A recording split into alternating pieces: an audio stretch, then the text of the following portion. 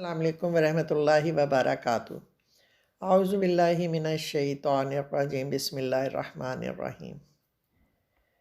دوسرے پارے کا خاتمہ حضرت موسیٰ علیہ السلام کی قوم کی بات پر ہوا تھا، جس میں حضرت داؤد علیہ السلام کے واقعہ کی تفصیل تھی۔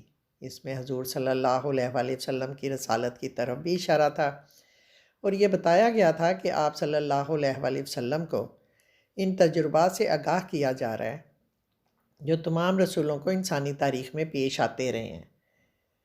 تیسرے پارے کے آغاز میں بات یوں شروع کی جاتی ہے کہ ان میں سے بعض دوسروں سے مقابلے میں زیادہ برگزیدہ تھے، بعض کے درجات دوسروں پر بلند تھے۔ یہاں اس آیت میں 2 پیغمبروں کا ذکر کیا ہے، یعنی حضرت موسیٰ علیہ السلام اور حضرت عیسیٰ علیہ السلام کا۔ جب اس بات کا ذکر ہوتا ہے کہ کوئی نبی اللہ سے ہم کلام ہوا تو ذہن فوراً حضرت موسیٰ علیہ السلام کی طرف خود بخود چلا جاتا ہے۔ یہی وجہ ہے کہ یہاں ان کا نام نہیں لیا گیا اور صرف حضرت عیسیٰ علیہ السلام کا نام لیا گیا ہے، اور قرآن پاک کے اکثر مقامات پر ان کی نسبت ان کی والدہ کی طرف کی گئی ہے، جس کی حکمت واضح ہے، اس لیے کہ جب قرآن پاک نازل ہوا تو اس زمانے میں حضرت عیسیٰ علیہ السلام کے بارے میں بے شمار قصے مشہور تھے۔ نعوذ باللہ، یہ کہ وہ اللہ کے بیٹے ہیں، اللہ کی ملکیت میں ان کے شریک ہیں، ایسے ہی فضول تصورات اور نظریات تھے جن پر مختلف گروہوں میں بحث و مناظرے ہوتے رہتے تھے، اور مملکت روما میں تو اس بات پر اس قدر خون ریزی ہوئی تھی کہ خون کی ندیاں بہہ گئی تھیں۔ یہی وجہ ہے کہ قرآن مجید حضرت عیسیٰ علیہ السلام کا انسان اور بشر ہونے کا ذکر بار بار کرتا ہے، اور اکثر مقامات پر انہیں ابن مریم کہا گیا ہے۔ روح القدس سے قرآن پاک کی مراد حضرت جبرائیل علیہ السلام ہیں، کیونکہ وہ رسولوں تک پیغام پہنچانے کے ذمہ دار تھے۔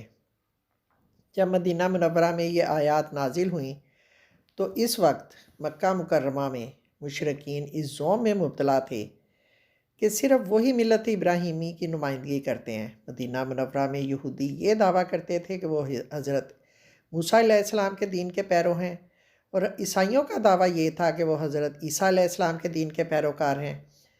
حالانکہ ان فرقوں میں سے ہر ایک فرقہ اپنے اصل دین سے بہت دور جا چکا تھا۔ حقیقت یہ ہے کہ ہر نبی، ہر پیغمبر، ہر رسول اللہ کا ایک ہی پیغام لے کر آیا تھا۔ انہوں نے اپنے نبی کے پیغام کو ترک کر دیا تھا، تو اس دور میں مسلمان مشرکین عرب کے ساتھ برسر پیکار تھے، اور حالات یہ رخ اختیار کر رہے تھے کہ عن قریب اہل کتاب اور اہل کفر کے درمیان بھی لڑائی شروع ہونے والی ہے۔ اس لیے ایسے حالات میں عام مسلمانوں کے ذہن کو صاف کر دیا گیا کہ مختلف خیالات کے لوگوں کے درمیان نظریاتی جنگ اور مسلح جنگ کا ہونا اللہ تعالیٰ کی مرضی کے عین مطابق ہے، اور اللہ تعالیٰ کی مرضی سے یہ جنگ لڑی جا رہی ہے۔ مطلب یہ ہے کہ رسولوں کے ذریعے سے علم حاصل ہو جانے کے بعد جو اختلافات لوگوں کے درمیان رونما ہوئے، اور اختلافات سے بڑھ کر لڑائیوں تک جو نوبت پہنچی، تو اس کی وجہ یہ نہیں تھی کہ معاذ اللہ خدا بے بس تھا اور اس کے پاس ان اختلافات اور لڑائیوں کو روکنے کی طاقت یا زور نہیں تھا یا قوت نہیں تھی۔ نہیں، اگر وہ چاہتا تو کسی کی مجال نہیں تھی کہ انبیاء کی دعوت سے انکار کر سکتا اور کفر و بغاوت کی راہ پہ چل سکتا اور اس کی زمین میں فساد برپا کر سکتا، مگر اس کی مشیت یہ تھی ہی نہیں کہ وہ انسانوں سے ان کے ارادہ اور اختیار کی آزادی چھین لے اور انہیں خاص روش پر چلنے پر مجبور کر دے۔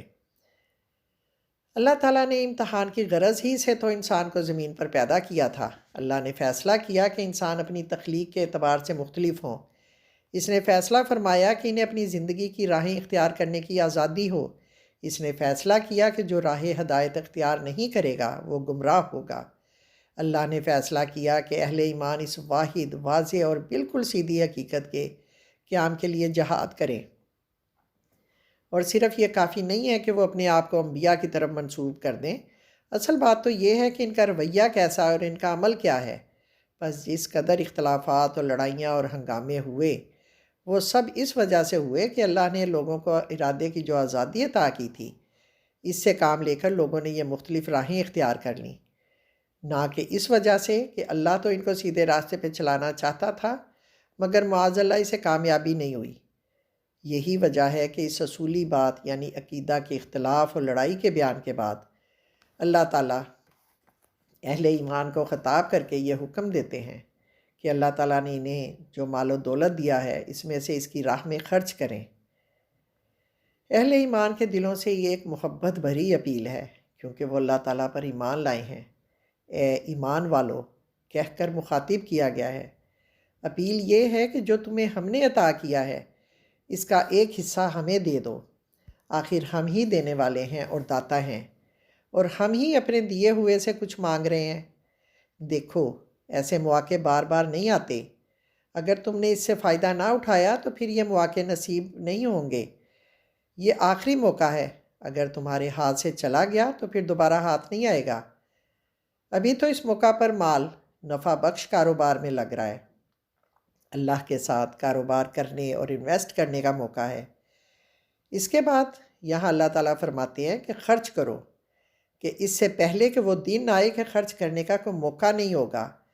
اس کے بعد کوئی دوستی، کوئی سفارش اس نقصان اور خسارے کی تلافی نہیں کر سکتی۔ یہ نہیں ہوگا کہ انسان بہت سا مال رکھ کے بیٹھا ہو اور اسے معلوم ہو کہ اس کی زندگی ختم ہونے والی ہے اور وہ یکا یک اس مال کو ختم کر دے۔ انسان نہیں جانتا کہ اس کی مہلت کا وقت کب ختم ہونا ہے۔ وہ نہیں جانتا کہ کل زندگی میں اسے کتنی سہولت، کتنی عافیت، کتنی آسانی، کتنا موقع مل سکے گا۔ اس موقع کے آنے سے پہلے ہی وہ اس موقع سے فائدہ اٹھائے۔ یہاں اس مقصد کی طرف بھی اشارہ کر دیا جاتا ہے جس کے لیے خالق کائنات خود اپنے دیے ہوئے میں سے خرچ کرنے کو کہہ رہے ہیں، یعنی جہاد فی سبیل اللہ کے لیے یہ مطالبہ ہو رہا ہے۔ اور جہاد اس لیے ہے کہ کفر کو دفع کیا جائے اور دنیا سے ظالمانہ نظام کا خاتمہ کیا جائے۔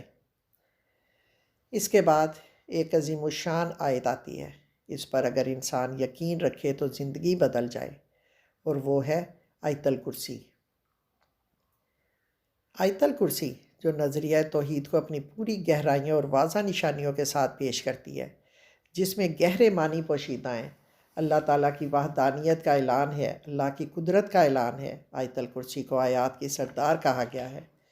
حدیث نبوی ہے کہ جو شخص ہر نماز کے بعد آیت الکرسی پڑھتا ہے، اس کے اور جنت کے درمیان صرف موت ہے۔ اس آیت میں اللہ تعالیٰ کی صفات کو گنوایا گیا ہے، اللہ جس کے سوا کوئی اللہ نہیں ہے۔ یہ ایک فیصلہ کن وحدانیت ہے جس میں کسی قسم کے انحراف کی، انکار کی کوئی گنجائش نہیں ہے۔ یہی تصور اور یقین ہے جس کے نتیجے میں ہم اپنی عبادات اور اپنی اطاعت میں صرف اللہ کی طرف متوجہ ہوتے ہیں۔ صرف اللہ کی اطاعت ہم پر فرض ہے اور اس میں ہم کسی اور کو شریک نہ ٹھہرائیں۔ اللہ وہ زندہ و جاوید ہستی ہے جو تمام کائنات کو سنبھالے ہوئے ہے۔ خدائی یہ پوری کائنات بغیر کسی شرکت کے اس غیر فانی ذات کی ہے، جو کسی کی بخشی ہوئی زندگی سے نہیں بلکہ اپنی ہی حیات سے آپ زندہ ہے، جس کے بلبوتے پر ہی اس پوری کائنات کا نظام قائم ہے۔ اپنی سلطنت میں تمام اختیارات کا مالک وہ خود ہی ہے۔ کوئی دوسرا نہ اس کی صفات میں اس کا شریک ہے اور نہ اس کے اختیارات میں اور نہ اس کے حقوق میں۔ القیوم کا مفہوم یہ ہے کہ اللہ تعالیٰ تمام مخلوقات کے نگہبان ہے، اور اس کائنات میں جو تمام موجودات ہیں وہ اس کی وجہ سے موجود ہیں۔ وہ اپنے وجود اور قیام کے لیے اس کے محتاج ہیں۔ وہ نہ سوتا ہے اور نہ اسے اونگ آتی ہے۔ یہ اس کی نگہبانی کی تائید ہے، یعنی ہر چیز پر وہ نگہبان ہے اور ہر چیز اس سے قائم ہے۔ نیند پوری نہ ہو تو انسان اپنے حواس کھو بیٹھتا ہے۔ ہم اگر ایک رات نہ سوئیں تو طبیعت اپسیٹ ہو جاتی ہے، لیکن اللہ تعالیٰ نہ سوتے ہیں بلکہ انہیں تو اونگ بھی نہیں آتی۔ یہ اس بات کی نفی کی گئی ہے جن لوگوں کے خیال میں، یعنی بائبل کا یہ بیان کہ اللہ نے 6 دن میں زمین و آسمان کو پیدا کیا اور 7ویں دن آرام کیا۔ زمین و آسمان میں جو کچھ ہے اسی کا ہے، یعنی وہ زمین و آسمان اور اس میں موجود ہر چیز کا بلا شرکت غیر مالک ہے۔ اس کی ملکیت میں، اس کی تدبیر میں، اس کی بادشاہی اور حکمرانی میں کسی کا قطعاً کوئی حصہ نہیں۔ اور جب انسان اپنے دل و دماغ سے یہ غلط خیال نکال لیتا ہے کہ جسے وہ اپنی ملکیت سمجھتا ہے وہ تو اس کی ملکیت ہے ہی نہیں، اس کے ہاتھ میں جو کچھ ہے وہ تو عارضی طور پر مانگا ہوا ہے، اور وہ اسے اللہ تعالیٰ کی طرف سے، مالک حقیقی کی طرف سے ایک محدود مدت، ایک محدود وقت کے لیے دیا ہوا ہے، تو ان حقائق کا احساس ہی انسان کے دل سے اس کی لالچ، حرص، بخل اور رات دن جمع کرنے کی فکر کو کم کر دیتا ہے، اور ان احساسات کی وجہ سے انسان کے اندر صبر، قناعت اور راضی برضا ہونے کی صفات پیدا ہو جاتی ہیں۔ وہ فیاض اور سخی ہو جاتا ہے، اس کے دل میں سکون و اطمینان پیدا ہو جاتا ہے، اور یہی اللہ تعالیٰ چاہتے ہیں۔ یا اللہ، ہمارے دلوں کو نفاق سے، ہمارے اعمال کو ریا و نمود سے، ہماری زبان کو جھوٹ سے اور ہماری آنکھوں کو خیانت سے پاک کر دے۔ آمین یا رب العالمین۔ فی امان اللہ۔